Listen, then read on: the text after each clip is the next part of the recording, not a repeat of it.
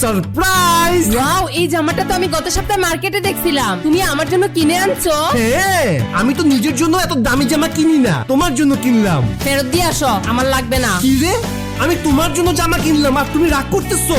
মনে হয় বড় সাইজ কিনে ফেলছি। জান, ফল খাও। ও, তুমি না বলছিলে এই সিনেমাটা দেখবে? চলো আজকে রাতে দেখে আসি। ঠিক আছে, কিন্তু আমার পপকর্ন লাগবে। আচ্ছা, আমি তো মুমুর সাথে আড্ডাটা ক্যান্সেল করে দিছি। ও আমার কতদিন ধরে ডাকতেছে। আমার কিন্তু যাওয়ার খুব ইচ্ছা ছিল, কিন্তু থাক, তোমার সাথে থাকাটাই বেশি জরুরি। আমি যাব না, থাক, তুই ওই মোমোর সাথেই যা।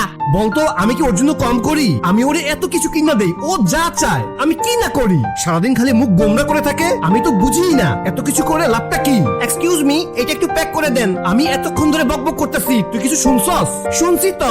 এই দেখ, এইটা তোর ভাবির অ্যাকাউন্ট। ও নিজের জন্য কম দামি জামা কাপড় কিনে আর আমার জন্য হাজার হাজার টাকার ব্র্যান্ডেড জিনিস কিনে। দেখলি, ভাবি তোকে সেই ভালোবাসে। কিন্তু ও যে আমাকে কিনে দেয় এই কথাগুলি কোনোদিন ও মুখে বলবে না।